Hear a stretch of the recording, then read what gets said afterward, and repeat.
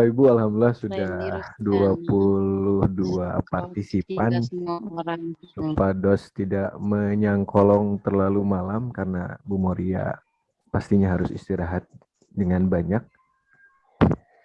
Kita mulai saja. Izin share screen, Bapak Ibu semua.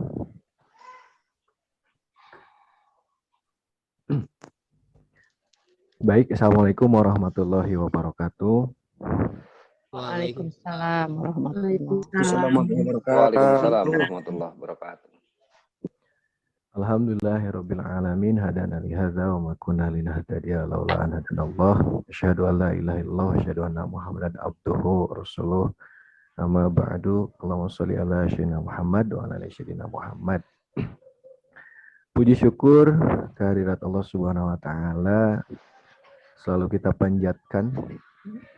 Salawat serta salam tetap kita limpahkan kepada Nabi Muhammad sallallahu alaihi wasallam. Dan ucapan terima kasih banyak kepada Bapak Ibu yang telah berkenan meluangkan waktunya untuk mendengarkan atau untuk bersama-sama mendengarkan, melihat pemaparan sharing dari kami, yaitu tentang materi budaya positif untuk kegiatan diseminasi aksi nyata modul 1.4. Untuk mengefektifkan waktu, Bapak Ibu, insya Allah agenda 1 jam ke depan akan diisi pembukaan, walaupun sangat sederhana, alhamdulillah sudah terlaksanakan. Ada materi, dilanjut dengan hasil implementasi, terus ada sesi diskusi penutup, dan diakhiri dengan khotbah. Bapak Ibu yang saya hormati, alhamdulillah setelah 2 bulan saya sama Pak Pepi ditempa melaksanakan kegiatan guru penggerak angkatan 5 ini, kita mendapatkan beberapa banyak ilmu, diantaranya yang pertama adalah tentang filosofi pendidikan Ki Hajar Dewantoro, bahwa pendidikan itu kita ditarik kepada pendidikan yang berpihak kepada murid. Dan untuk kegiatan hari ini, materi yang akan dibawakan adalah budaya positif dengan standar nasional pendidikan, khususnya di standar kompetensi kelulusan, standar pengelolaan pendidikan, standar pendidikan dan tenaga pendidikan, dan standar proses. Materi selanjutnya yang akan dibahas, insya Allah akan dipaparkan oleh Al-Mukarram Bapak Pepi. Waktu dan tempat dipersilahkan. Mangga Pak Pepi. Ya, terima kasih Bung Sagitya Rahman. Sebelumnya mungkin Bapak Ibu juga sudah mengetahui bahwa kita berdua, saya dan Pak Sagit itu adalah calon guru penggerak angkatan 5. Jadi sebelumnya ini disclaimer ya, bahwa kita di sini bukan pada posisi mau menggurui Bapak Ibu, bukan mau diposisikan sebagai pakar, tetapi kita juga sama masih mempelajari hal ini, masih dalam taraf pendidikan, masih belajar. Jadi apa yang kami sampaikan itu sifatnya adalah bahan diskusi, bahan renungan kita semua. Jadi artinya mohon maaf apabila terkesan sedang menjadi seolah-olah seorang pakar, kita berdua tuh padahal sebetulnya bukan, kita hanya bertugas untuk mensosialisasikan apa yang sudah kita pelajari, walaupun kita di sini sebetulnya mungkin juga belum pada tahap memahami seutuhnya materi yang akan disampaikan. Nah, yang akan disampaikan itu adalah tentang budaya positif. Nah, budaya positif ini tadi sudah dijelaskan oleh Pak Agit.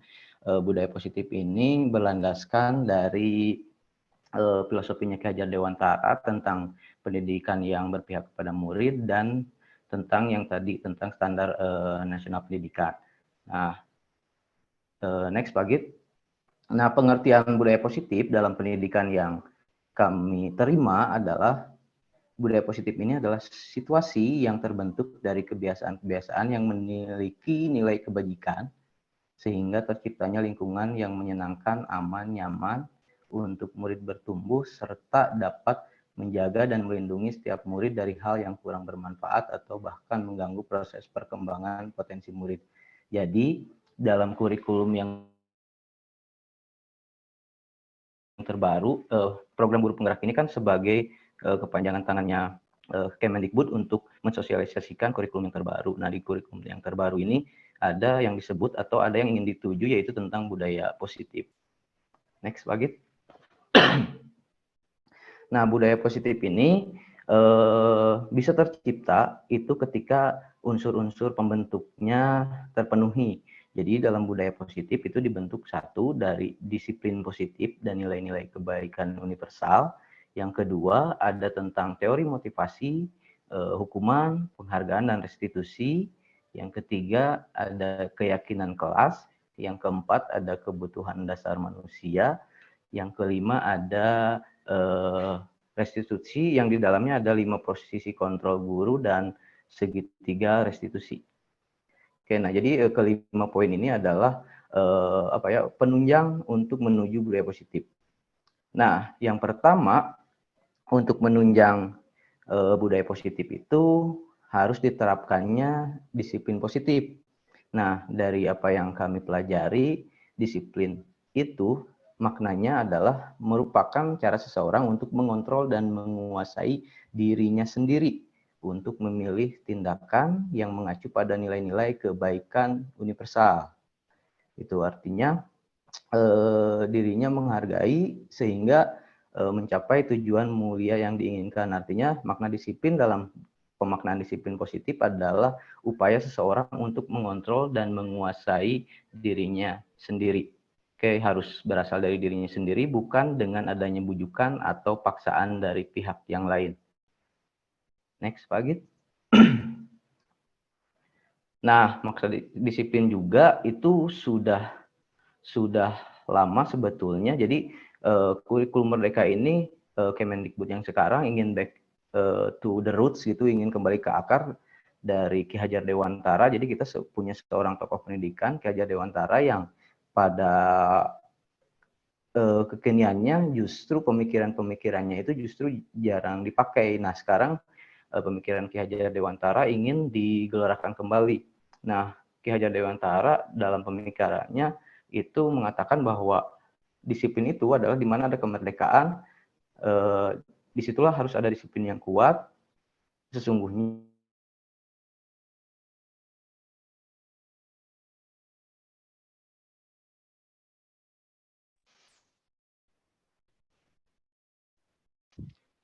tes. Oke, punten. Self disiplin artinya sama dengan makna yang tadi. Kemudian Diana Gosen pun menyatakan bahwa untuk menjadi seorang murid atau pengikut, seseorang harus paham betul alasan mengapa mereka mengikuti suatu aliran atau ajaran tertentu, sehingga motivasi yang terbangun adalah motivasi intrinsik, bukan esensic. Jadi ketiga makna disiplin yang kita pelajari dalam pendidikan guru penggerak itu berasal dari kontrol diri, bukan dari motivasi eksternal, bukan juga dari bujukan atau paksaan orang lain. Oke, selanjutnya Pak Agit. Nah, berbicara tentang kontrol, ada miskonsepsi yang paradigma lama itu ada yang disebut dengan ilusi kontrol. Jadi dalam penerapan disiplin, kadang-kadang ada yang disebut ilusi kontrol. Yang pertama, ilusi guru mengontrol murid, seperti kita sedang menyuruh siswa melakukan sesuatu, melarang siswa untuk melakukan sesuatu, dan memujuk siswa untuk melakukan sesuatu. Itu seakan-akan kita menganggap diri kita sudah bisa mengontrol murid. Tetapi kalau menurut Dr. William Glasser, katanya itu adalah ilusi karena sebetulnya seseorang itu tidak bisa dikontrol orang lain. Maka ketika siswa itu menuruti apa yang kita katakan, apa yang kita paksakan kepada mereka, itu adalah keinginan siswanya sendiri untuk ikhlas sedang berada di kontrol oleh kita sendiri. Nah, kalau menurut Dr. William Glasser, itu namanya adalah ilusi kontrol. Kemudian ilusi bahwa penguatan positif itu selalu efektif dan bermanfaat.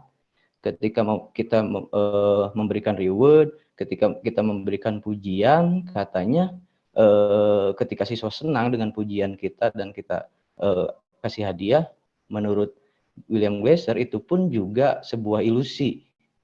Karena ketika dia melakukan sesuatu itu bukan berasal dari self control, tapi dari motivasi yang lain. Kemudian ilusi bahwa kritik atau membuat orang merasa bersalah itu dapat menguatkan karakter, atau mungkin paradigma lama sering dikenal dengan istilah penggemblengan mental gitu. Jadi ketika seseorang salah kemudian kita permalukan dengan tujuan biar mentalnya kuat pun katanya itu adalah ilusi. Karena secara jangka panjang menurut William Glasser itu tidak baik. Kemudian yang terakhir ada ilusi bahwa orang dewasa itu memiliki hak untuk memaksa. Kayak kita sebagai guru yang tentu saja usianya lebih dewasa dari siswa, saya pribadi pun selalu merasa bahwa pengalaman saya, umur saya lebih jauh dari siswa, sehingga saya merasa punya power, merasa punya kekuatan untuk membuat siswa melakukan hal yang menurut kita benar, tetapi menurut beliau itu juga sama ilusi. Oke, next Pak Git.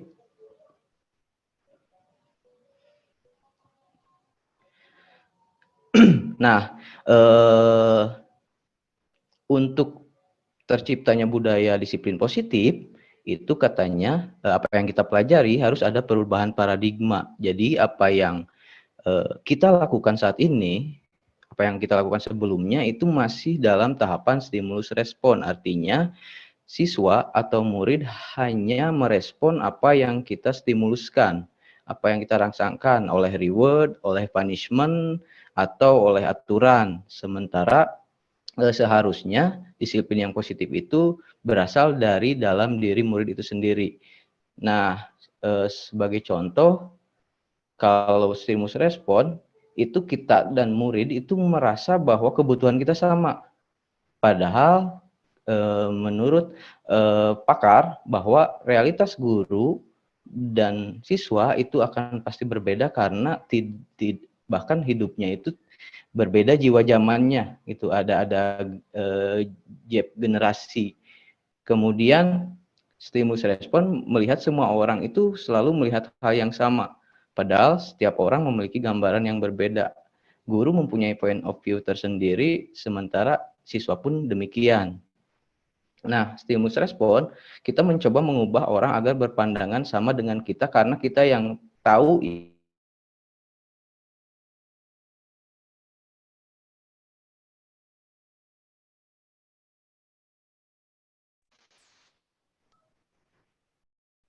Cek. Oke, karena selalu mengukur bahwa siswa itu dengan ukuran kita sebagai guru. Padahal kalau menurut teori yang kontrol itu kita berusaha memahami pandangan orang lain tentang dunia. Oke, kalau misalkan sebelumnya perilaku buruk itu dilihat sebagai suatu kesalahan, kalau dengan paradigma baru, perilaku itu memiliki tujuan. Ketika anak merasa, ketika anak menurut kita salah, itu pasti setiap perilakunya memiliki tujuan, dan lain-lain. Oke, next Pak Git.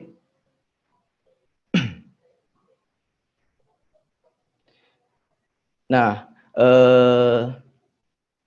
dalam memahami paradigma yang baru tentang teori kontrol, jadi menurut William Glasser menyatakan bahwa setiap perbuatan itu selalu memiliki suatu tujuan. Contohnya mungkin ketika kita mengajar ada anak bermain games, kita selalu merasa bahwa anak itu sedang berbuat kesalahan. Jelas. Tetapi sebetulnya siswa itu memiliki suatu tujuan. Tujuannya apa? Pasti karena dia sedang bosan dan memiliki tujuan untuk mengusir kebosanannya.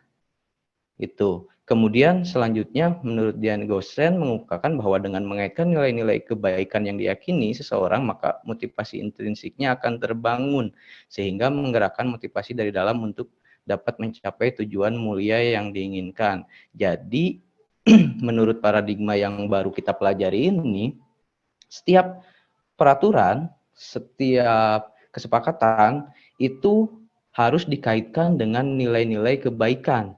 Jadi ketika misalkan ada anak yang mengatakan bahwa kok kenapa kita nggak boleh gondrong, padahal kan kalau gondrong itu nggak mengganggu proses pembelajaran. Ada aturan yang anak tidak mengerti karena menurut dia tidak masalah berambut gondrong. Padahal kita mungkin kurang menyampaikan kepada anak bahwa si aturan itu memiliki nilai-nilai kebaikan.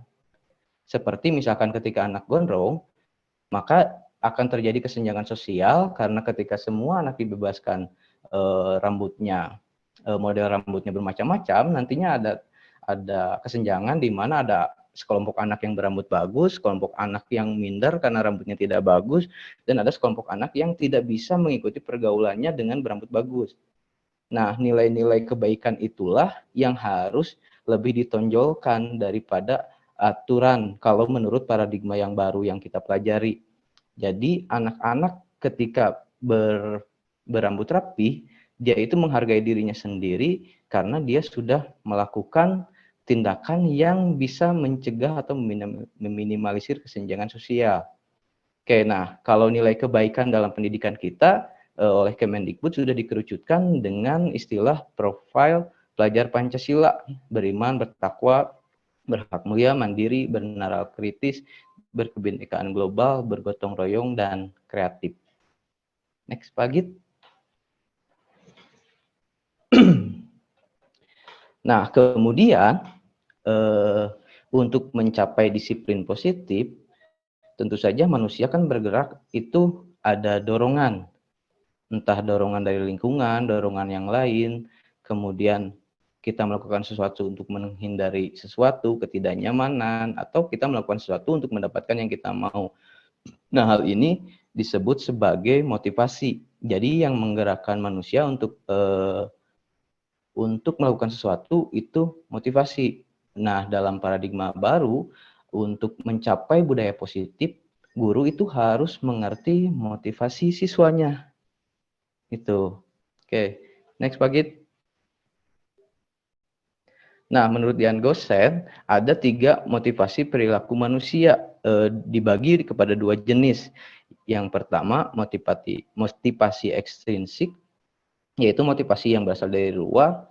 Yang kedua adalah motivasi intrinsik, yaitu motivasi yang berasal dari dalam. Nah, untuk motivasi ekstrinsik itu bisa dikategorikan untuk menghindari ketidaknyamanan atau menghindari hukuman. Jadi ketika anak disiplin, patuh terhadap aturan, itu motivasinya disebutkan hanya untuk menghindari ketidaknyamanan atau hukuman. Yang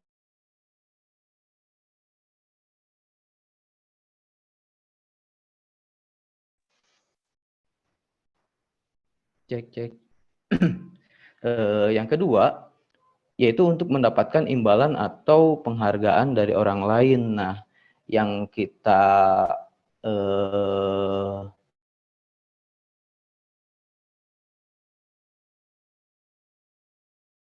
yang dikatakan sebagai punishment and reward. Nah, kalau menurut paradigma yang baru ini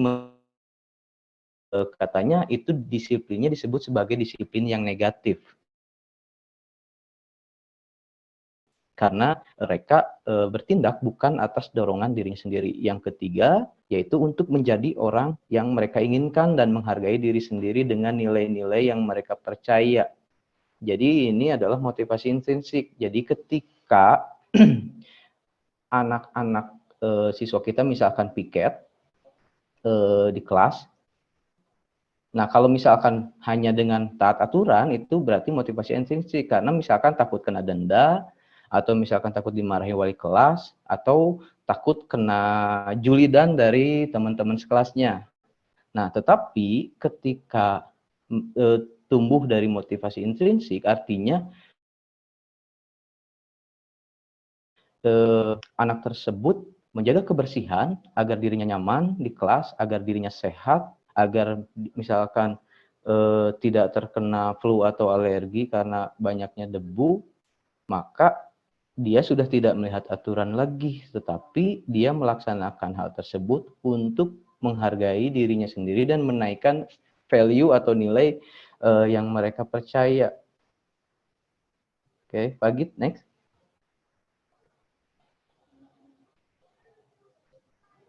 Nah, dalam budaya positif, penerapan disiplin positif, itu ada yang namanya restitusi. Nah, sementara di paradigma lama, itu hanya mengenal hukuman dan konsekuensi. Nah, restitusi ini itu menjadi salah satu langkah untuk menerapkan disiplin positif. Restitusi adalah tindakan terhadap suatu pelanggaran tindakan terhadap suatu pelanggaran pada umumnya berbentuk hukuman atau konsekuensi. Nah, dalam budaya positif diperkenalkan program disiplin positif yang dinamakan restitusi. Restitusi itu adalah proses menciptakan kondisi bagi murid untuk memperbaiki kesalahan mereka, sehingga mereka bisa kembali pada kelompok mereka dengan karakter yang lebih kuat. Restitusi juga merupakan proses kolaborasi untuk mengajarkan murid untuk mencari solusi untuk masalah mereka dan membantu murid berpikir tentang orang seperti apa yang mereka inginkan dan bagaimana mereka harus memperlakukan orang lain. Oke, next Pak Git. Nah, ini ada tabel perbedaan hukuman dan hukuman, konsekuensi, dan restitusi. Oke, perbedaannya kalau dalam paradigma baru, hukuman ini disebutkan sebagai hukuman yang membuat identitas siswa itu menjadi gagal. Karena menurut paradigma yang baru, pemaknaan disiplinnya bersifat negatif. Nah, sementara konsekuensi adalah langkah yang paling minimal dalam disiplin positif. Nah, langkah yang paling maksimalnya adalah restitusi. Nah, perbedaannya kalau hukuman itu sesuatu yang menyakitkan harus terjadi. Contoh misalkan ketika anak telat, kemudian oleh gurunya disuruh lari berapa keliling atau disuruh push up dan lain sebagainya. Nah, itu bentuknya hukuman. Nah, kalau konsekuensi itu sesuatu harus terjadi. Ketika anak telat, maka konsekuensi logisnya dia akan ketinggalan pelajaran. Nah, sementara restitusi, kalau restitusi itu adanya tawaran pilihan pengganti dari apa yang dilakukan oleh siswa. Seperti ketika anak telat, maka adanya pilihan misalkan siswa tersebut itu tidak harus menjalani konsekuensinya ketinggalan pelajaran dengan cara mengganti jam yang telatnya itu dengan jam tambahan dan tidak harus dihukum. Dan berbagai contoh lain yang Bapak Ibu bisa baca. Kalau dari verbal perkataan misalkan, kalau hukuman itu dianggap negatif seperti awas kalau dilakukan lagi ya, nanti awas kamu. Kalau konsekuensi sifatnya netral, jadi lakukan apa yang saya katakan. Nah, kalau positif itu mempertanyakan apakah hal ini yang sesungguhnya ingin kamu lakukan, jadi membuat anak berpikir apakah dengan telatnya itu salah satunya pilihan atau ada pilihan yang lain yang bisa dilakukan atau ada pilihan untuk memperbaiki perbuatannya. Nah, Bapak Ibu materinya mungkin memang sangat banyak, saya tidak bisa menyampaikan semuanya dengan rinci, tapi nanti di akhir saya dan Pak Agit akan membagikan link di mana materi-materi ini bisa dibaca kembali oleh Bapak Ibu sebagai bahan untuk diskusi. Next Pak Agit.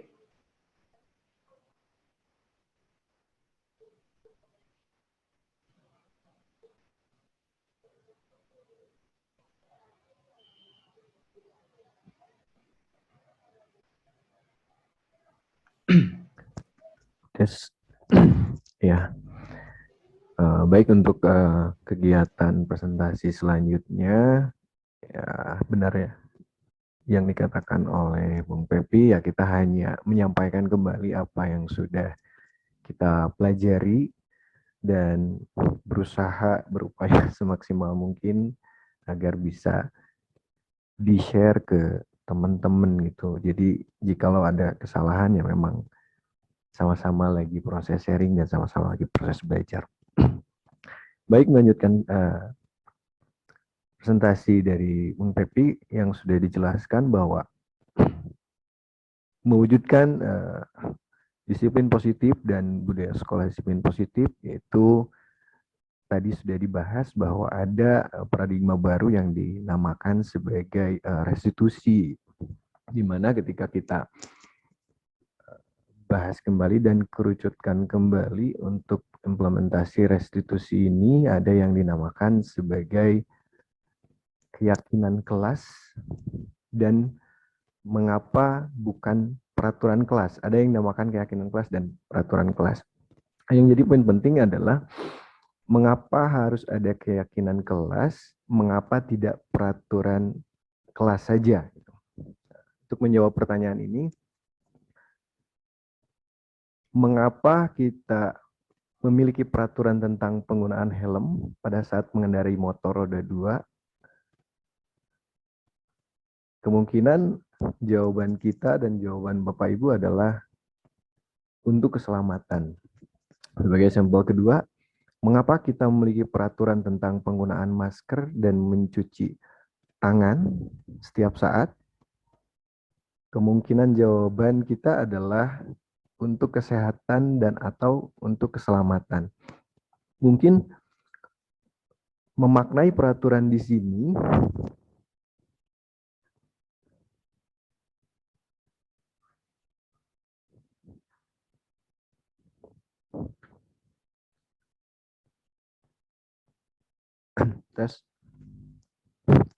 bahwa keyakinan kelas itu munculnya dari motivasi intrinsik gitu. Sementara peraturan itu lebih ke arah motivasi intrinsik seperti yang sudah dijelaskan oleh Bung Pepi tadi, bahwa nilai-nilai keselamatan atau kesehatan inilah yang kita sebut sebagai suatu keyakinan, yaitu nilai-nilai kebajikan universal yang disepakati secara tersirat maupun tersurat gitu. Lepas dari latar belakang suku, negara, bahasa, maupun agama. Jadi, keyakinan seorang akan lebih memotivasi seorang dari dalam diri. Gitu.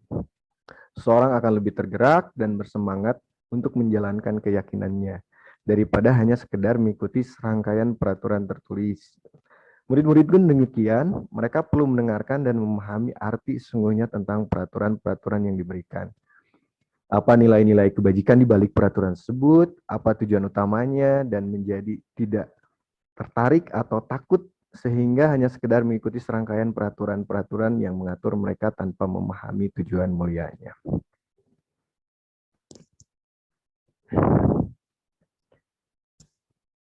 Keyakinan kelas atau sekolah, kita bisa saksikan chart atau bagan di sini ada keyakinan PS peraturan versus peraturan. Di mana keyakinan itu munculnya dari motivasi intrinsik, hal-hal yang diyakini berupa nilai-nilai kebajikan yang dikerucutkan kalau paradigma sekarang yaitu profil belajar Pancasila gitu. Dan seperti yang sudah dijelaskan sebelumnya, sudah diakui secara universal si nilai-nilai kebajikan ini. Sementara peraturan yaitu motivasi intrinsik saja. Ketika peraturan itu dibuat dan diikuti, ya mungkin hanya takut dihukum atau hanya sekedar menghindari konsekuensi gitu. Tidak dari dalam hati gitu atau motivasi intrinsik.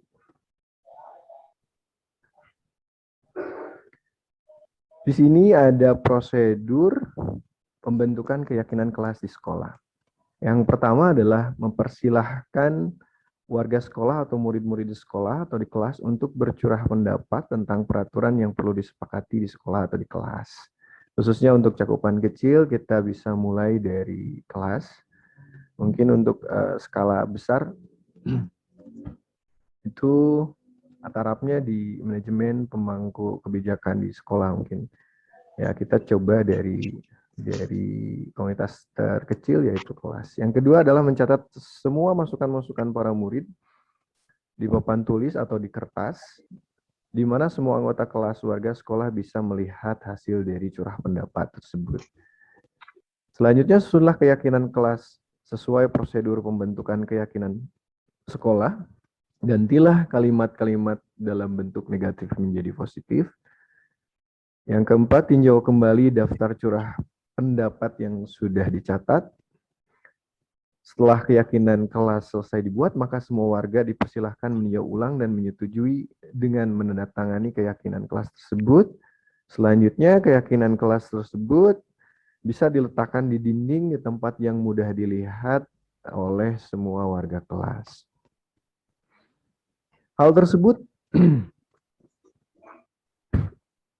kita butuhkan di paradigma baru itu sebenarnya mengacu kepada kebutuhan dasar manusia, yaitu seluruh tindakan manusia memiliki tujuan tertentu. Semua yang kita lakukan adalah usaha terbaik kita untuk mendapatkan apa yang kita inginkan. Ketika kita mendapatkan apa yang kita inginkan, sebetulnya saat itu kita sedang memenuhi satu atau lebih dari satu kebutuhan dasar kita. Ada 5 kebutuhan dasar manusia. Yang pertama adalah kebutuhan bertahan hidup. Kedua, kasih sayang dan rasa diterima. Ya, kebutuhan untuk diterima. Kebutuhan pengakuan atas kemampuan, penguasaan. Kebutuhan akan pilihan. Kebutuhan kebebasan. Kebutuhan untuk merasa senang. Dari kelima kebutuhan dasar manusia ini bisa menunjang pembuatan proses keyakinan kelas dan curah pendapat itu. Selanjutnya kita akan bahas tentang di saya PowerPoint-nya belum berubah. Halo, tes. Slide-nya belum berubah kalau di saya, Pak Git. Slide belum berubah.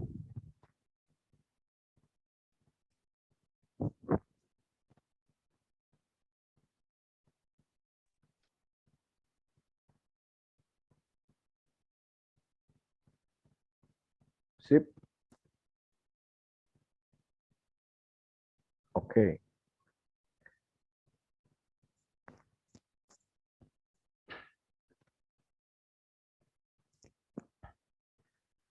Dari 5 dasar kebutuhan manusia itu, di paradigma terbaru, Diana Goosen menyambut hal tersebut dengan restitusi, bahwa Diana Goosen dalam bukunya Restitution School Discipline mengungkapkan bahwa guru perlu meninjau kembali penerapan disiplin di dalam ruang-ruang kelas mereka selama ini.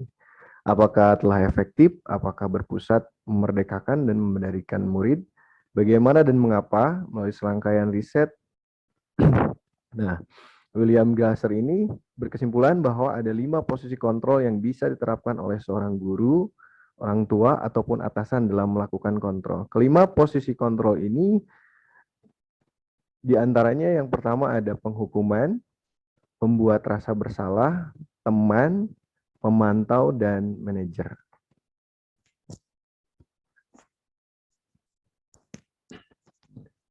Dari 5 posisi kontrol guru, yang pertama adalah penghukuman, di mana guru yang menjalankan posisi penghukum senantiasa mengatakan bahwa sekolah memerlukan sistem atau alat yang dapat menekan murid-murid lebih dalam lagi.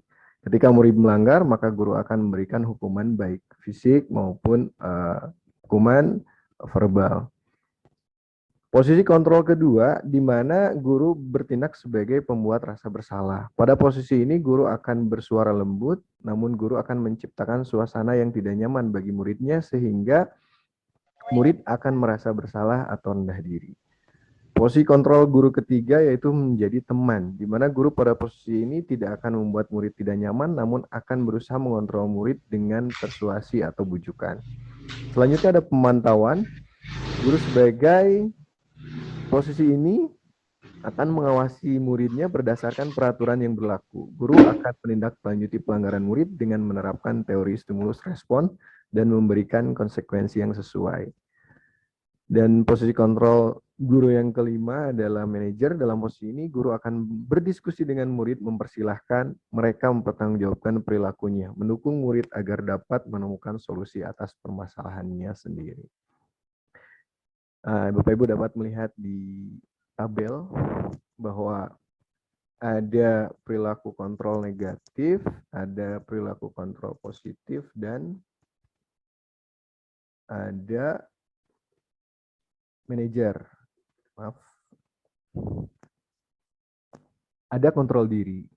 Di mana perilaku kontrol paradigma sekarang itu, perilaku kontrol negatif itu posisi kontrol guru ada di posisi penghukum, membuat merasa bersalah. Perilaku kontrol positif sebagai teman dan pemantau. Dan terakhir ada kontrol diri, itu ada manajer ya. Nah, guru berbuat, kita pilih salah satu contoh, murid berkata, nah, menghardik, menunjuk-nunjuk, menyakiti, menyindir gitu. Untuk membuat merasa bersalah, dicontohkan berceramah, menunjukkan kecewaan mendalam, membuatkan alasan-alasan untuk murid-muridnya, menghitung dan mengukur. Dan sebagai manajer adalah mengajukan pertanyaan. Nanti bisa di-share lah materinya. Selanjutnya ada yang dinamakan dengan segitiga restitusi. Yang kami pelajari tentang segitiga restitusi, bahwa segitiga restitusi ini adalah proses merancang sebuah tahapan untuk memudahkan para guru dan orang tua dalam melakukan proses menyiapkan anaknya untuk melakukan restitusi bernama segitiga restitusi. Kita bisa lihat di antara dari segitiga restitusi itu, yang pertama ada menstabilkan identitas. Oke lah. Ada validasi tindakan yang salah, menanyakan keyakinan. Jadi ketika ada siswa misalkan di kelas itu tertidur gitu, kita mencoba untuk menstabilkan identitasnya terlebih dahulu. Mungkin ketika langsung ditegur secara langsung ada efek malu mungkin ya, atau bisa kita tanya setelah pembelajaran selesai, mencoba untuk menstabilkan identitas tersebut. Kamu tentunya punya alasan mengapa melakukan hal tersebut. Kita tanya, kenapa tertidur gitu. Nah, selanjutnya, adakah cara yang lebih efektif untuk mendapatkan apa yang kamu butuhkan? Seperti itu. Dan kita validasi tindakannya. Ya, Bapak juga mungkin pernah melakukan hal yang sama, bukan kamu saja yang tertidur itu. Setiap orang pasti pernah melakukan kesalahan, ya. Atau setiap orang punya tujuan seperti yang sudah dipaparkan tadi. Hal tersebut kita validasi dulu tindakan yang salahnya. Baru setelah identitasnya distabilkan dan validasi tindakannya, sehingga si murid tersebut merasa, oh ternyata ada yang salah nih di diri kita gitu. Tapi tidak secara langsung kita menghukum atau secara langsung melakukan penghukuman dari peraturannya gitu, tapi kita lakukan proses restitusi. Baru setelah kita tanya keyakinan kelas apa yang telah kita sepakati sebelumnya gitu. Dan kamu ingin menjadi seperti apa ke depannya? Kamu bukan satu-satunya yang pernah melakukan kegiatan seperti itu. Jadi menanyakan keyakinan itu. Jadi langkah awalnya yang pertama adalah menstabilkan identitas, kedua validasi tindakan yang salah, dan menanyakan keyakinan ke depannya mau seperti apa, seperti itu. Ya, saya contohkan kembali ya. Ketika ada siswa tertidur di kelas, coba kita tanyakan kenapa hal tersebut terjadi, atau coba stabilkan identitasnya. misalkan si murid itu menjawab harus bekerja dulu, atau misalkan ada pekerjaan yang menghabiskan waktu jam tidur gitu. Nah, kita tahu dulu alasannya, baru kita validasi tindakan salah tersebut. Oh, kenapa kamu, apakah tidak ada cara lain, misalkan malam-malam itu misalkan ngejoki game misalkan, dan menghabiskan waktu tidurnya, apakah bisa pakai hari libur atau misalkan sore hari tidak memakan banyak waktu istirahat, dan kita dapatkan jawaban dari siswanya seperti apa, baru setelah itu kita kembalikan ke keyakinan, menanyakan keyakinan sebelumnya. Oke, misalkan kamu butuh main game ini misalkan untuk mendapatkan tambahan, tapi ya kita sebagai pelajar juga jangan sampai ketinggalan pembelajaran yang ada di kelas gitu. Terus kita tanyakan, kamu kedepannya ingin seperti apa? Ya, tunggu jawaban dari muridnya, dan kita pastikan, misalkan kita tambahkan informasi bahwa oh ternyata sekolah itu ada KKM-nya, ada kewajiban yang harus dijalani oleh siswa tersebut gitu di akhirnya, dan kita tanyakan kamu kedepannya mau seperti apa gitu. Nah, itulah proses dari segitiga restitusi menurut Diane Gosen itu yang kami pelajari. Selanjutnya adalah mengapa restitusi bukan penghukuman atau konsekuensi ya. Alasan yang pertama adalah restitusi bukan untuk menebus kesalahan. Dan restitusi yaitu prosesnya curah pendapat, lebih ke curah pendapat gitu. Makanya tadi ada menstabilkan identitas dulu. Restitusi memperbaiki hubungan, restitusi adalah tawaran bukan paksaan, restitusi menuntun untuk melihat ke dalam diri, restitusi mencari kebutuhan dasar yang mendasari tindakan gitu. Kenapa setiap manusia kan punya tujuan gitu. Kenapa bisa sampai melakukan hal tersebut gitu. Kita tanya dulu alasannya dari si muridnya. Selanjutnya restitusi diri adalah cara yang paling baik menurut Diana Goser dan paradigma pendidikan yang kami dapatkan di CGP ini. Restitusi fokus pada karakter bukan pada tindakan, restitusi menguatkan, restitusi fokus pada solusi, dan restitusi mengembalikan yang berbuat salah pada kembali lagi ke nilai-nilai positif dan nilai-nilai kebajikan. Bapak Ibu, saya simpulkan bahwa budaya positif dibentuk dengan peralihan paradigma dari stimulus respon ke kontrol diri, sehingga melahirkan disiplin positif. Kontrol diri berasal dari motivasi yang dari dalam atau kita sebut sebagai intrinsik, ya, berupa keyakinan yang bertujuan kepada nilai kebajikan yang universal. Pembentukan budaya positif akan tercapai apabila kebutuhan dasar manusia sudah terpenuhi, ditunjang dengan penerapan posisi kontrol dan langkah segitiga restitusi. Mudah-mudahan budaya positif ini bisa kita implementasikan di kegiatan belajar.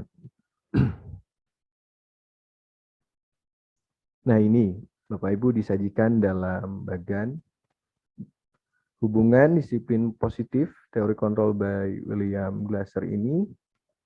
Yang pertama ada Anda tidak bisa mengontrol orang lain. Hanya Anda yang bisa mengontrol diri Anda. Jadi makna disiplin ini belajar kontrol diri dengan mengkaji potensi kita dulu agar tercapai tujuan mulia, yaitu suatu menjadi seorang yang kita inginkan berdasarkan nilai-nilai yang kita hargai. Semua perilaku memiliki tujuan. Ada teori motivasi, ada intrinsik dan motivasi ekstrinsik dan intrinsik. Di mana motivasi ekstrinsik yaitu untuk menghindari hukuman yang berasal dari luar lah, untuk mendapatkan imbalan seperti itu karena keterpaksaan atau karena takut gitu. Sementara motivasi intrinsik lebih ke keyakinan untuk menghargai diri sendiri dan nilai-nilai kebajikan universal dan keyakinan kelas. Model berpikir menang-menang, win-win solution, dan kolaborasi dan konsensus menciptakan pilihan-pilihan baru. Di sini dihubungkan dengan 5 posisi kontrol tadi. Ada penghukum, kita posisinya ada di mana, pembuat rasa bersalah, teman, pemantau, atau manajer.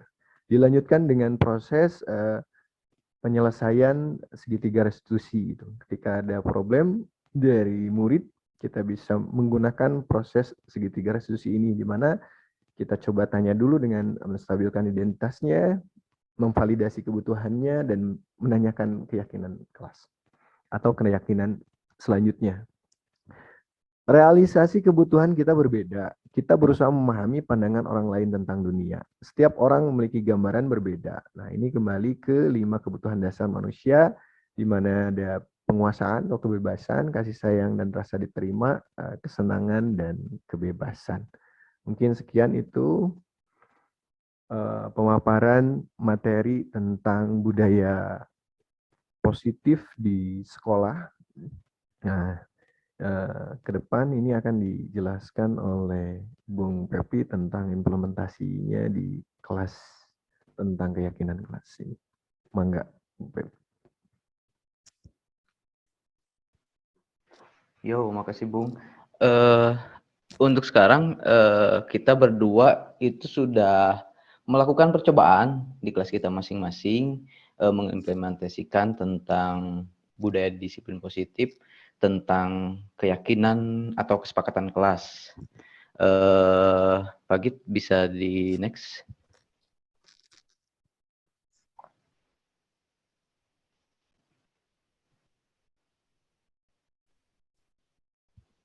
Slide-nya masih yang ini Pak Git? Yang ini? Terubah, Masa? Bentar. Jaringan biasanya. Jaringan agak jelek, mohon maaf Bapak Ibu. Saya ulang kembali, oke. Mangga. Coba.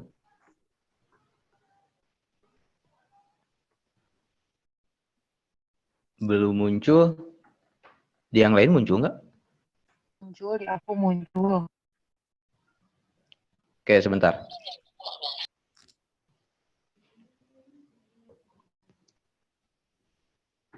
Buka di page satu lagi.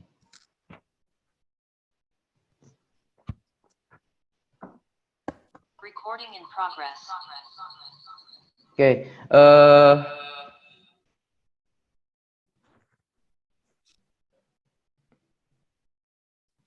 Oke, saya dan Pak Agit sudah mencoba melakukannya di lingkup yang paling kecil, yaitu di kelas, membuat keyakinan kelas. Saya lakukan di kelas-kelas 12. Nah, ya next aja Pak Agit. Nah, langkah awal yang saya lakukan adalah membuat siswa untuk mencurahkan pendapatnya tentang apa yang mereka diinginkan ketika belajar dengan saya di kelas. Jadi pada waktu itu semua siswa menuliskan keinginannya. Nah, Bapak Ibu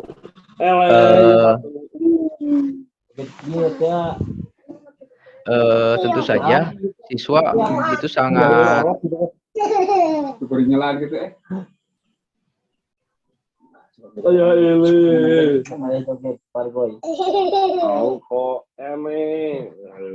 Bapak punten tiasa di mute mikna.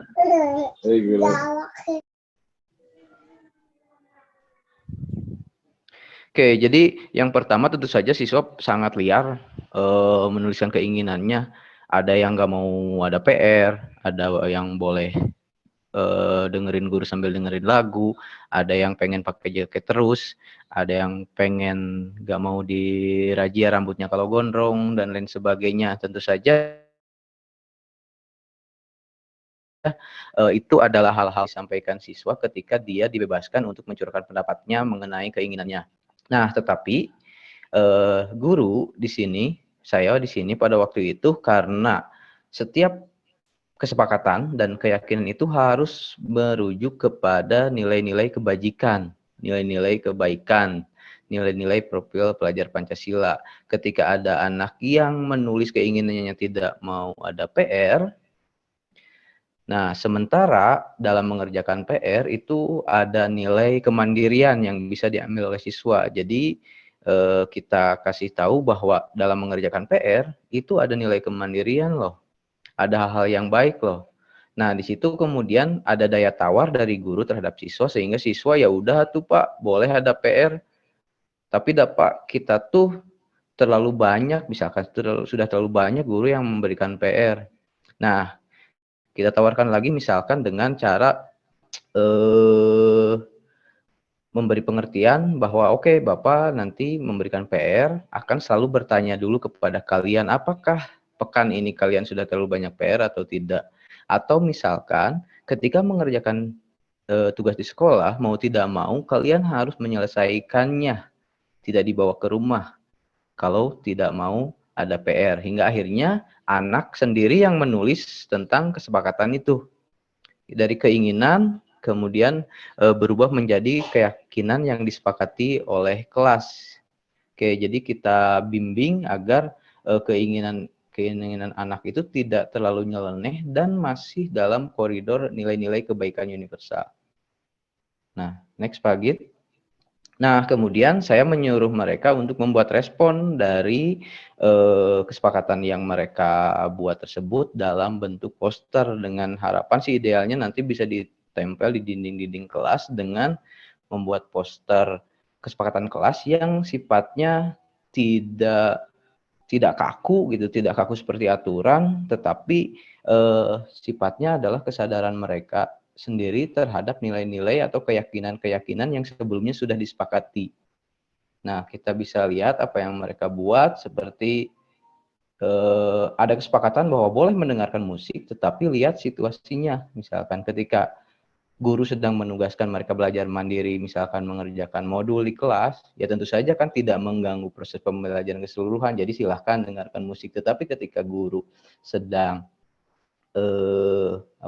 sedang memberikan materi dengan serius, maka tidak boleh mendengarkan musik tentu saja. Nah, kemudian ada keinginan anak, kesepakatan anak untuk ingin lebih banyak berdiskusi daripada satu arah guru selalu menerangkan. Kemudian ada kesepakatan boleh makan di kelas tetapi tidak mengganggu pembelajaran. Nah, poster-poster ini itu mereka bikin sendiri tanpa saya tanpa saya bimbing mereka harus bagaimana. Jadi mereka bisa memilih nilai-nilai kebaikannya sendiri gitu. Karena keyakinannya itu dibuat atas dasar kesepakatan. Next Pak Git.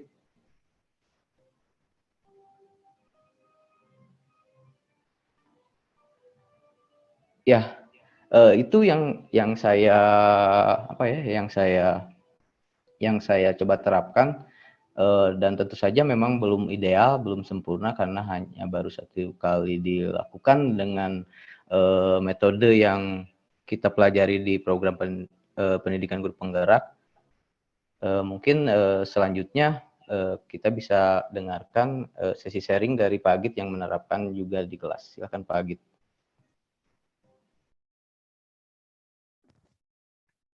Ya, terima kasih Bung Pepe ya.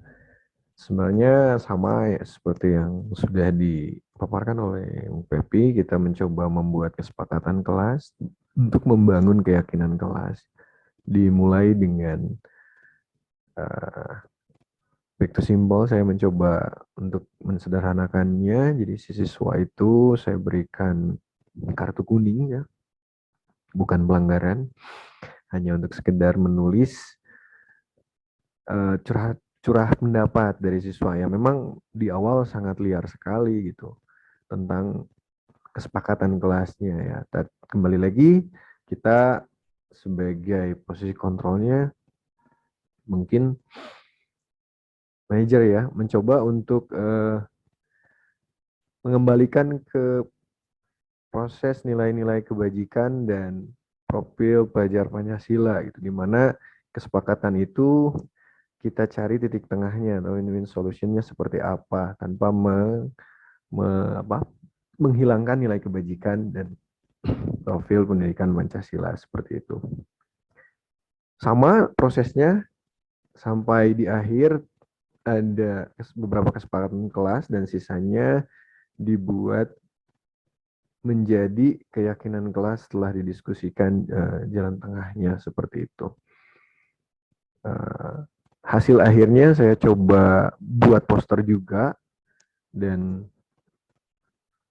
dibuat figura seperti ini dan ditempelkan di kelas agar siswa bisa melihat hasil poster yang mereka buat dan untuk mengingatkan ke keyakinan kelasnya jikalau lupa gitu seperti itu. Mungkin itu saja yang saya bisa sharing di sesi sharing ini. Dan alhamdulillah pemaparan tentang budaya positif di sekolah ini sampai proses akhir diakhiri dengan sesi sharing kita berdua, yaitu mencoba menerapkan apa yang sudah kita dapatkan di calon guru penggerak ini. Dan saya akhiri dengan ucapan terima kasih banyak kepada Bapak Ibu. Selanjutnya dibuka sesi kembali lagi ke agenda, yaitu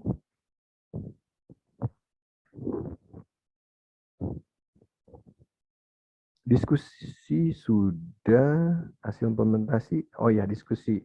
Barangkali Bapak Ibu ada yang ingin memberikan tanggapan atau pertanyaan, boleh raise hand atau unmute saja langsung, Bu. Boleh Pak Agit? Boleh, Bu. Ya, baik. Bismillahirrahmanirrahim. Assalamualaikum warahmatullahi wabarakatuh. Waalaikumsalam warahmatullahi wabarakatuh. Ya. Sebelumnya saya ucapkan terima kasih ya dan apresiasi yang sangat tinggi mungkin ya, terutama untuk saya pribadi karena luar biasa materinya, sangat bagus ya, terutama mungkin untuk khususnya yang kami yang bergerak di bidang kesiswaan ya, yang langsung berhubungan dengan siswa mungkin. Nah, dari pemaparan materi yang disampaikan oleh Pak Agit dan Pak Pepi ini memang banyak sekali yang terutama untuk saya pribadi ya, sangat mengena Pak Agit dan Pak Pepi. Di antaranya yang pertama mungkin ini refleksi dulu ya, refleksi dari materi yang sudah dipaparkan tadi, khususnya untuk saya pribadi di kelas. Karena tadi memang apa yang dialami Pak Pepi itu sama persis dengan yang saya alami. Jadi anak-anak itu di kelas eh, menggunakan HP dan itu untuk main game. Saya refleksinya ya dari materi tadi ya, oh betul sih sebetulnya mungkin anak lagi boring aja ya, lagi bosan. Makanya ya saya mungkin refleksinya besok-besok saya cari lagi metode bagaimana pembelajaran supaya siswa itu bisa fokus ke materi yang sedang kita pelajari di kelas. Yang pertama, yang kedua mungkin refleksi juga ya, dan ini berhubungan dengan kemarin yang kita rapat dengan kelas 11, saya kan sempat menanyakan tentang konsekuensi apa gitu ya dari peraturan yang sudah dibuat oleh sekolah. Nah, dari materi yang dipaparkan ternyata memang ya refleksi lagi nih, konsekuensi itu dan apa tadi hukuman ya, itu merupakan paradigma lama ya. Ya, betul ya, Pak. Jadi paradigma lama dan paradigma barunya menurut Dayan Gosen tadi adalah adanya restitusi. Dan menurut saya sih memang bagus ya, bagus untuk diterapkan restitusi itu. Tetapi yang jadi mungkin permasalahannya di sini, kalau tadi yang dipaparkan oleh Pak Pepi dan Pak Git kan skupnya kelas ya, jadi hanya mungkin 36 orang atau berapa gitu. Sementara kalau posisi kami yang ini ternyata permasalahannya tuh berbeda sekali. Nah, yang ingin saya tanyakan atau yang ingin saya ini mungkin ada usulankah bagaimana ini menerapkan restitusi ini bagi kami yang memang harus mengurus lebih dari 36 siswa. Itu yang pertama. Tambahan lagi mungkin ya Pak Pepi, karena ini mungkin bagus banget ya, saya sangat tertarik, yaitu tadi 3 motivasi perilaku siswa, murid ya. Ya, salah satunya ada yang ekstrinsik dan intrinsik. Nah, kalau yang ekstrinsik itu memang yang selama ini mungkin anak-anak alami, ya, yaitu takut dan mendapatkan imbalan. Nah, yang menariknya adalah yang intrinsiknya. Jadi bagaimana apa ya, membuat siswa itu supaya apa yang mereka lakukan mereka sadar untuk supaya mereka diharapkan menjadi orang yang baik begitu istilahnya ya, dari diri mereka sendiri sesuai dengan kepercayaan. Nah, pertanyaan kedua berhubungan dengan ini, bagaimana nih apabila apa yang mereka yakini atau percayai itu eh, kan kan kita boleh nggak sih mengubah apa yang mereka yakini gitu loh pertanyaannya. Saya khawatirnya begini, apa yang mereka yakini itu eh, apa yang mereka ini selama ini tidak sesuai dengan apa yang kita yakini juga gitu loh, Pak Pepi. Ada nggak kira-kira harus seperti apa? Itu saja mungkin dulu ya Pak Pepi ya. Jadi yang pertama konsekuensi penerapannya seperti apa, dan yang kedua untuk motivasi intrinsiknya seperti apa nih kalau keyakinan mereka berbeda dengan apa yang kita yakini. Terima kasih. Assalamualaikum warahmatullahi wabarakatuh. Waalaikumsalam warahmatullahi wabarakatuh. Assalamualaikum. Langsung aja ya, Pak Agit. Untuk pertanyaan pertama tentang bagaimana melakukan disiplin positif dalam skala besar gitu ya Bu ya. Apalagi tentu saja dari awal juga ada Bu Yani dan Pak Heri nih, takutnya menggurui, apalagi Bu Yani dan Pak Heri itu guru yang di ujung tombak dalam hal indisipliner gitu. Nah, memang di pendidikan guru penggerak pun hal ini memang tidak bisa dilakukan secara sepihak gitu. Artinya kurikulum Merdeka Belajar itu adalah kurikulum yang sangat kolaboratif. Jadi kata Bu Yani tadi, kalau memang ditangani sama Bu Yani dan Pak Heri saja, misalkan untuk melakukan penerapan budaya positif ini, ya mungkin memang sangat tidak ideal. Nah, kemudian memang restitusi ini harus dilakukan repetitif gitu Bu, berulang-ulang. Jadi memang ketika ada satu permasalahan, contohnya ya budak ngarokok, terus direstitusi dengan hanya ditanya curah pendapat, kan tidak ideal hanya dilakukan pada waktu itu, karena memang tujuannya memang jangka panjang. Jadi dampak dari penerapan budaya positif dan disiplin positif ini, sepemahaman saya, menurut hemat saya, dan mungkin tidak tentu benar, itu untuk jangka panjang gitu. Jadi tidak jangka pendek seperti hukuman atau konsekuensi gitu. Jadi mungkin mereka akan meyakininya di masa yang akan datang, ya, tidak sekarang. Cuman memang bagi saya pun ini adalah paradigma yang baru, karena ya tentu saja saya pun melakukan paradigma lama dengan hukuman dan konsekuensi gitu, dengan menghardik, atau mungkin kalau misalkan di jam terakhir can mam haredang gitu, ada siswa yang menurut kita menjengkelkan, tentu saja kan akan muncul emosi gitu. Artinya si paradigma yang baru ini memang tidak bisa, menurut saya pribadi, tidak bisa langsung diterapkan kemudian semua permasalahan beres gitu. Apalagi yang namanya teori sosial itu kan tidak seperti teori sains ya, yang 1 tambah 1 akan selalu hasilnya 2, tetapi teori sosial biasanya yang saya pahami dan pelajari selalu ada variabel-variabel di lapangan yang membuat hasilnya mungkin berbeda dari hipotesis sebelumnya gitu. Makanya kalau Ki Hajar sendiri sosok yang menurut saya luar biasa, katanya tidak ada yang abadi selain perubahan. Artinya yang kita pelajari sekarang pun belum tentu di masa yang akan datang adalah solusi yang terbaik, akan harus terlalu berubah. Mungkin itu kalau bisa belum jadi solusi atau jawaban Bu Yani, ya punten. Kemudian yang kedua, tentang apabila anak yang meyakini sesuatu yang berbeda dari apa yang kita yakini. Nah, untuk itu makanya tadi di modul ada nilai kebajikan universal. Artinya nilai kebaikan universal itu adalah nilai-nilai yang baik yang disepakati oleh seluruh dunia gitu, di dunia.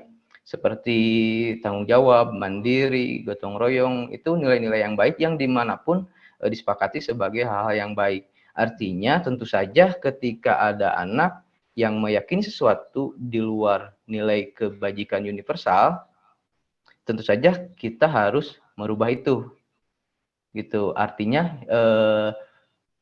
yang dimaksud dengan perbedaan pandangan antara guru dan siswa itu bukan dalam hal perbedaan keyakinan dalam meyakini hal-hal yang baiknya gitu. Tapi ketika anak tidak baik, meyakini sesuatu yang tidak baik, justru kata Ki Hajar Dewantara itu kita harus merubahnya sebagai pendidik. Itu yang lebih penting kan, apalagi menurut Ki Hajar Dewantara adalah etika karakter gitu. Artinya tentu saja walaupun misalkan siswa juga punya keyakinan tersendiri, bukan berarti guru di sini pun membebaskan siswa untuk meyakini sesuatu yang dia yakini ketika keyakinannya di luar dari nilai kebajikan universal. Mungkin itu. Agit ya. Mungkin ada tambahan.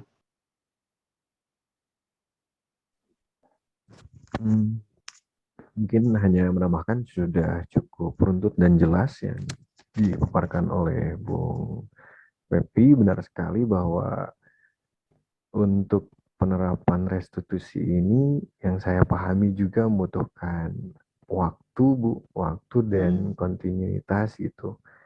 Dan ya kolaboratif, jelas kolaboratif dimulai dari skup-skup terkecil, mungkin lingkungan kelas terlebih dahulu, sehingga si keyakinan itu merembet ke keluar atau menggurita gitu, dari skala kecil menggurita, seperti itu. Untuk yang kedua adalah tentang perbedaan keyakinan, bisa tadi itu ada yang namanya posisi kontrol itu, Bu. Nanti posisi kontrol, 5 posisi kontrol itu sebagai solusi untuk kita bisa, jikalau ada proses restitusi yang perbedaan keyakinan yang beda gitu, bisa kita perbaiki itu dengan cara guru berada di posisi kontrol yang mana, seperti itu. Dan jelas sekali tidak dibebaskan begitu saja, Ibu ya. Jadi kebebasan yang mungkin diarahkan seperti itu ya, Bung Bepi ya. Jadi ya sebisa mungkin tidak keluar dari nilai-nilai kebajikan yang universal. Mungkin itu saja. Mohon maaf jika masih belum puas jawabannya, Ibu. Sama-sama lagi proses belajar. Sama-sama. Terima kasih ya jawabannya.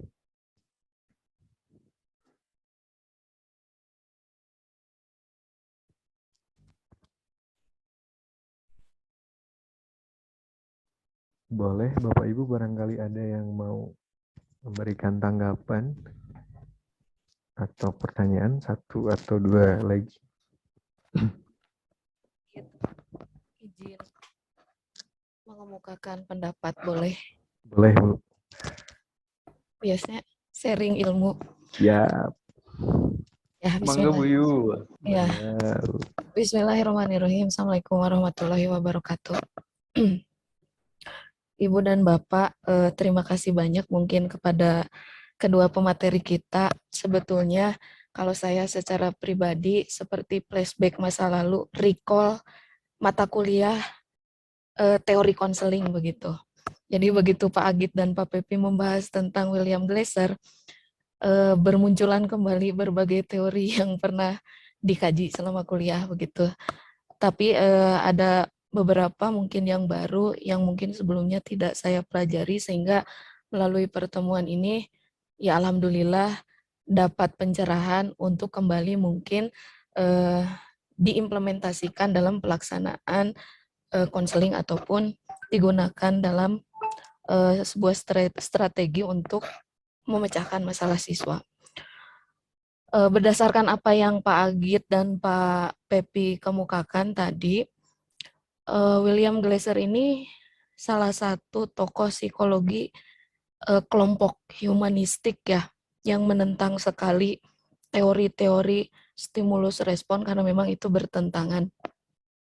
Bahkan konsep dasarnya menyatakan bahwa manusia terlahir dengan membawa kebutuhan dasar tertentu yang kemudian melalui kemampuan mengendalikan dirinya, manusia dituntut untuk menemukan kebahagiaan hidupnya. Artinya orang yang bisa mengendalikan dirinya adalah orang yang dipastikan bisa menemukan kebahagiaannya.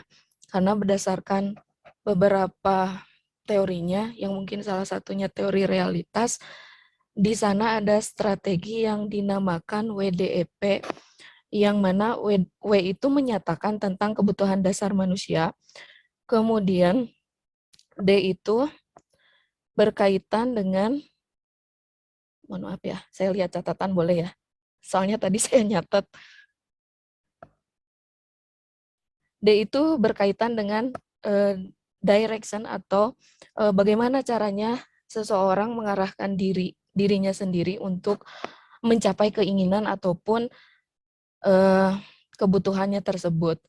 Kemudian ada evaluasi, E-nya evaluasi, seseorang juga dituntut untuk mengevaluasi apakah yang diinginkannya itu realistis atau tidak.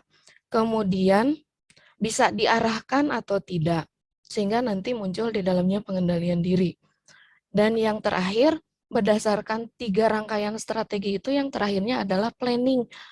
Maka akan dituntut sebuah perencanaan yang matang untuk salah satunya mungkin bisa mengimplementasikan apa yang diinginkan, apa yang sudah diarahkan, dan apa yang sudah dievaluasi. Betul tadi kalau diterapkan dari apa yang disampaikan oleh Pak Agit ataupun oleh Pak Pepi, di sana ada kan yang tadi Pak Agit bikin apa ya gitu ya, sampai yang akhirnya ada poster gitu ya, kesepakatan kelas gitu. Kesepakatan kelas itu memang terlahir dari keinginan-keinginan siswa yang mungkin sebelumnya kurang sesuai, tetapi diarahkan. Setelah diarahkan, dievaluasi kembali. Setelah dievaluasi, muncullah sebuah keputusan atau pilihan yang matang yang memang sesuai untuk dikerjakan begitu. Kalau saya mungkin tidak akan bertanya hanya dari apa yang diterapkan atau apa yang sudah diterapkan di sekolah itu akan sangat bermanfaat, setidaknya siswa belajar bertanggung jawab terhadap pilihannya. Yang kedua, siswa juga belajar mengkaji bahwa berbagai kebutuhan atau keinginan yang ada dalam dirinya itu tidak semuanya bisa direalisasikan karena mungkin tidak sesuai, kalau dievaluasi tidak sesuai atau berbenturan dengan aturan atau kesepakatan yang ada begitu. Segala sesuatunya tidak bisa dipaksakan mungkin ya, kalau misalkan mengkaji yang tadi sudah disepakati itu artinya sudah melalui berbagai proses diskusi, kemudian juga ada persetujuan di dalamnya yang mungkin akan dilaksanakan oleh siswa tersebut, tetapi juga komitmen dengan gurunya bahwa itu diterapkan berdasarkan kepada analisa kebutuhan yang sudah disampaikan oleh siswa tersebut. Yang saya pahami mungkin seperti itu. Intinya terima kasih banyak, amazing lah begitu, luar biasa sekali. Setidaknya memberikan pencerahan juga bagi kita semuanya sebagai guru yang mana mulai paham bahwa ternyata keinginan siswa itu beraneka ragam, berwarna, sehingga menyikapinya pun akan berbeda-beda, termasuk mungkin menentukan persetujuan kesepakatan itunya pun harus berlandaskan pada dasar-dasar yang mungkin mengangkat juga kebutuhan siswa, kemudian juga menyesuaikan juga dengan profil pelajar Pancasila, begitu ya Pak ya? Mungkin seperti itu. Itu saja mungkin. Terima kasih. Mohon maaf terlalu lama. Assalamualaikum warahmatullahi wabarakatuh. Waalaikumsalam Waalaikumsalam warahmatullahi warahmatullahi wabarakatuh. wabarakatuh. Wah, terima kasih feedbacknya Bu Yuli, sungguh luar biasa. Yuk bergabung jadi guru penggerak semuanya. Terima kasih sekali Assalamualaikum. lagi. Waalaikumsalam. Ada satu lagi Pak Heri, gimana Pak? Boleh ikut sharing? Boleh. Boleh Pak Her, mangga. Baik, terima kasih atas kesempatannya. Assalamualaikum warahmatullahi wabarakatuh. Waalaikumsalam warahmatullahi Bicara wabarakatuh. tentang kesepakatan kelas, boleh nggak saya mencatat kesepakatan Zoom ini? Mangga Pak Her. Ya, Pak. Mencatatnya boleh sambil ngopi gitu maksudnya. Nah, boleh. Betul, udah ada kesepakatannya. Baik, Bapak-bapak dan Ibu-ibu semua, terima kasih atas kesempatannya. Yang paling utama adalah forum ini adalah forum sesuatu yang berharga ya buat kami, terutama tadi disinggung sama Bu Yani yang bergerak dengan tindakan tentang kedisiplinan dan kebetulan kami di kesiswaan. Ini salah satu forum yang sangat berharga juga Pak Pepi, makanya terima kasih atas undangannya ya, atas undangannya untuk menghadiri forum ini. Nah, berbicara tentang materi tadi, kebanyakan kan kalau kami lihat itu intinya adalah bagaimana siswa itu timbul keyakinannya itu tidak dalam eksentrik tadi ya, tapi harus dalam diri sendiri. Kemudian intinya juga bahwa di situ tentang penegakan kedisiplinan, baik disiplin di kelas atau diri sendiri dan yang lainnya lah.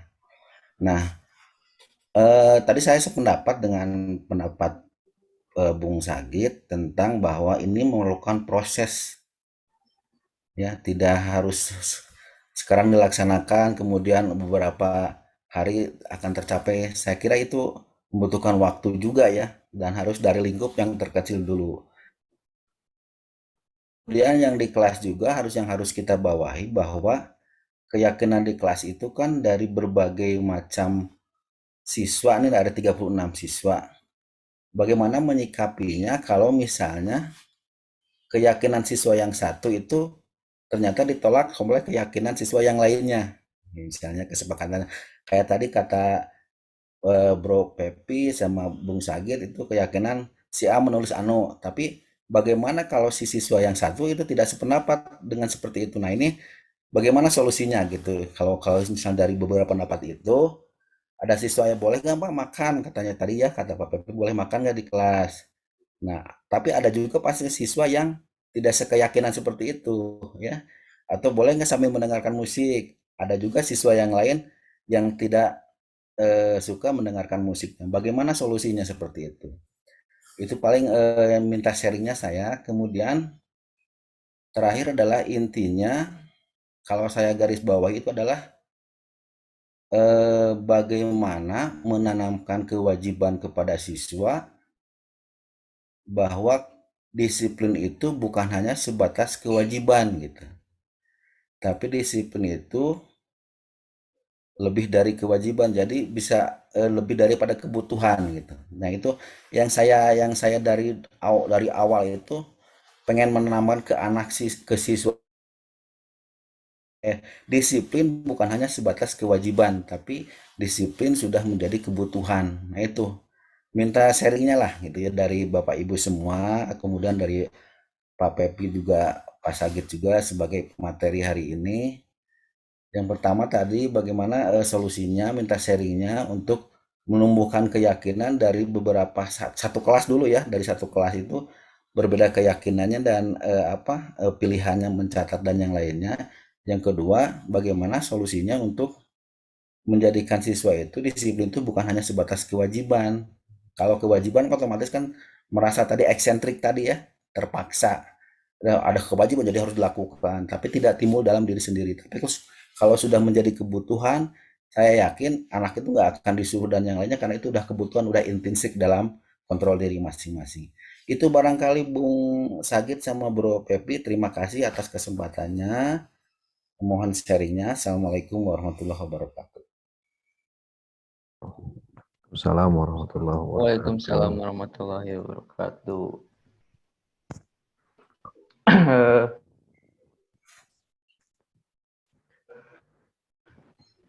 Menjawab Tes. nomor 1. Ada kadang Pak Git? Ya. Mangga Pak Git. Salah. Boleh satu ewang banyak. Dari pengalaman mencoba membuat kesepakatan kelas itu Pak R ya, saya coba berdiskusi dengan Pak Pepi dengan cara lain, yaitu saya coba membuat kertas kecil agar orang yang mungkin berbeda ya, dari 36 orang itu ada yang senang ke depan, ada yang berani, dan ada yang mungkin introvert juga, dan mereka menuliskan curahan untuk membuat si kesepakatan kelas itu di kertas. Saya kerucutkan yang sama dan setema itu. Ada beberapa orang dijajarkan, dan mungkin yang mencuat itu yang berbedanya itu. Berbedanya termasuk tadi, apakah siswa tersebut ada yang senang musik, ada yang nggak senang musik gitu. Mungkin detail kesepakatannya kemarin saya coba bikin win-win solutionnya adalah ketika boleh mendengarkan musik seperti tadi Pak Pepi jelaskan, bahwa ketika mengerjakan modul gitu, itu juga saya lebih spesifik bikin detail kembali bahwa tidak menggunakan speaker yang bisa membuat semua orang mendengar si musik tersebut. Kan kesukaan musik dari si siswa tersebut beda-beda gitu. Jadi tidak misalkan tidak menggunakan speaker yang mengganggu orang lain mendengar musik tersebut gitu. Bisa menggunakan device lain seperti headset. Nah, kita mencoba mendetail kesepakatan tersebut sehingga menjadi suatu keyakinan seperti itu. Mungkin itu nomor 1, dan nomor 2 mungkin akan dijawab oleh Bung Pepi. Ya Pak Heri, menanggapi tadi tentang bagaimana penerapan budaya positif ini memang harus dilakukan secara kontinuitas, repetitif, tidak tidak dilakukan kemudian berubah secara demikian. Tentu saja sekali lagi apa yang kita sampaikan itu mungkin adalah salah satu alternatif saja, misalkan dari beberapa metode yang ada.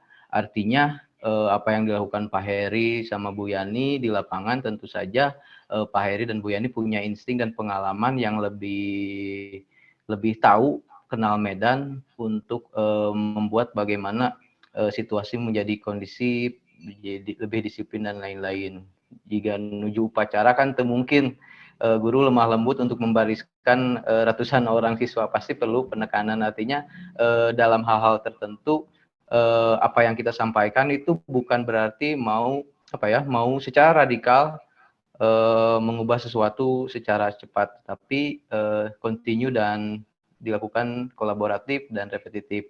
Nah, kemudian untuk tadi yang bagaimana ketika ada satu siswa yang satu meyakini hal yang lain yang bertolak belakang. Nah, keyakinan kelas ini bentuknya fleksibel, tidak seperti aturan. Kalau aturan kan jelas ketika tidak boleh mendengarkan musik, artinya 36 orang tersebut tidak boleh mendengarkan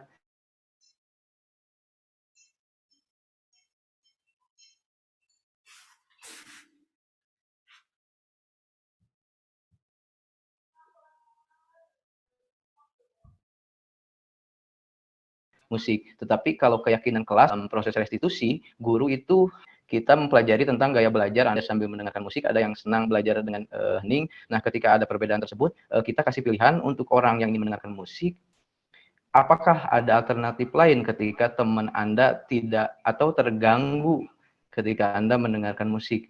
Nah, artinya ketika ada pertanyaan tersebut, itu mendidik anak untuk eh, melakukan keyakinan bahwa dirinya sedang menghargai orang lain.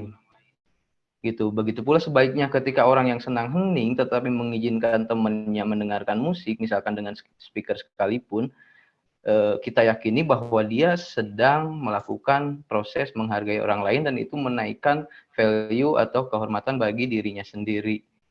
Nah, apapun itu, tentu saja yang terjadi di kelas itu selalu chaos kan, maksudnya ketika ada satu anak dengan anak yang lain tidak sependapat, tetapi dengan menjalankan penerapan disiplin positif, itu mungkin bisa menjadi alternatif solusi bagi saya, Pak Agit, atau mungkin Bapak Ibu sekalian, mungkin mau mencobanya, mudah-mudahan ada impact yang baik gitu. Mungkin itu. Kemudian pertanyaan yang kedua tentang bagaimana menumbuhkan kedisiplinan sebagai suatu kebutuhan ya Pak. Nah, kalau yang kita pelajari itu yang tadi disampaikan juga sama Bu Yuli bahwa manusia itu akan teratur ketika 5 kebutuhan dasarnya terpenuhi kan. Artinya ketika siswa sudah terpenuhi 5 kebutuhan dasarnya, kemudian ketika siswa tahu bahwa ketika dia menaati sesuatu yang telah disepakati dengan sesuai dengan nilai keyakinan kebaikan universal, itu akan menaikkan value bagi dirinya. Menurut saya dengan sendirinya mental tersebut akan tumbuh karena ketika dia menaati peraturan, misalkan dia bukan merasa sudah menaati peraturan, tetapi dia sudah mengupgrade level dirinya bahwa dia sudah menjadi orang yang lebih bertanggung jawab, dan mungkin penyampaian atas nilai-nilai peraturan ini yang harus kita lebih bisa sampaikan ke siswa, mungkin hanya tidak tertulis tetapi di balik makna peraturan itu kan ada tujuan mulia. Nah, mungkin si tujuan mulianya itu yang sekarang mungkin harus lebih digembar-gemborkan kepada siswa, sehingga tidak ada pertanyaan lagi, kenapa sepatu tidak boleh berwarna kuning?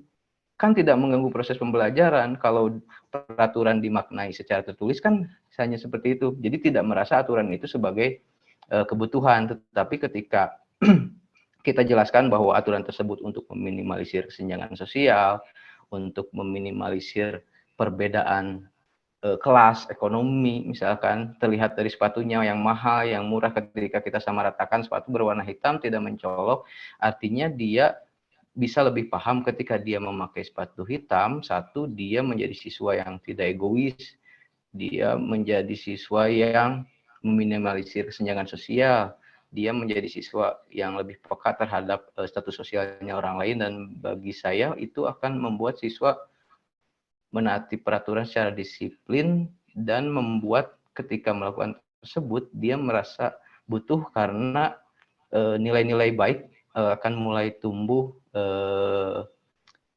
dari dirinya gitu. Mungkin jawabannya sangat diplomatis gitu, maksudnya secara realita di lapangan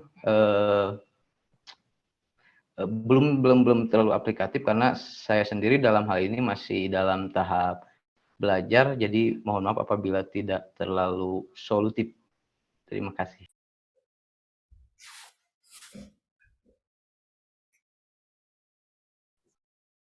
Ya, alhamdulillah. Mungkin dirasa sudah cukup Bapak Ibu ya. Sudah sejam lebih, alhamdulillah tidak terasa waktunya. Terima kasih banyak mungkin yang bisa kami sampaikan atas apresiasinya, atas tanggapannya, atas kehadiran Bapak Ibu di jam-jam istirahat ini. Sebelum ditutup, boleh berkenan on cam foto bersama barangkali.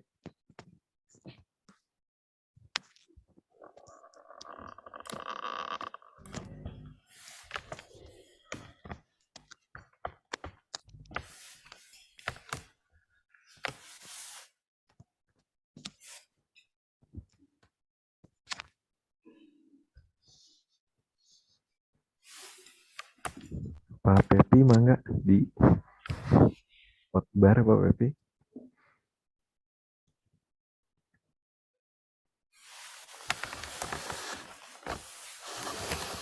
Boleh Bapak Ibu, siap. 1, 2. Bisa bantu screenshot.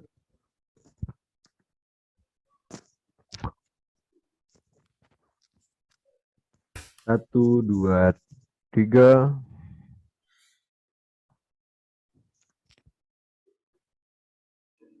Oke. Tiabian pagi. Sok. 1, 2, 3.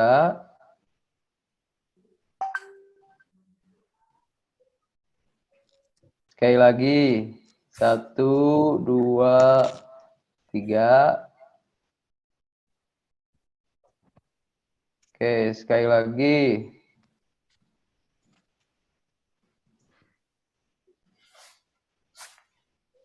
Sip. Oke, 1, 2, 3. Sip. Baik Bapak Ibu, terima kasih sekali lagi yang kami bisa ungkapkan dan ucapkan. Snack bisa diambil di Pak Diki Kandida mungkin. Ore. Siap, Masih. matur Insya Allah nuhun. file bisa di-share nanti. Untuk absensi gimana Pak Pepi? Absensi nanti saya share di grup. Grup ya. Ya. Ya terima kasih Terima Bapak Ibu. kasih Marilah Bung Terima Sagit. kasih. sama-sama kita Hebat, bekerja Pak Pepi. dengan Boleh doa kifarat majelis. Good Alhamdulillah job. rabbil alamin. Subhanakallahumma wa bihamdika asyhadu an la ilaha illa anta astaghfiruka wa atubu ilaik. Assalamualaikum warahmatullahi wabarakatuh. Waalaikumsalam warahmatullahi Waalaikumsalam. Nuhun sadayana. Kumaha apa, Bos? Good job. Atur nuhun. Irahan awitna ya iraha. Wilujeng istirahat. Enjing diantos ku Bu Nelda sadayana. Ya. Mangga Bapak Ibu izin lab. Assalamualaikum Ya. warahmatullahi wabarakatuh. Nuhun. Nuhun. Nuhun sadayana. Ngelap ngopi. Nuhun. Ya.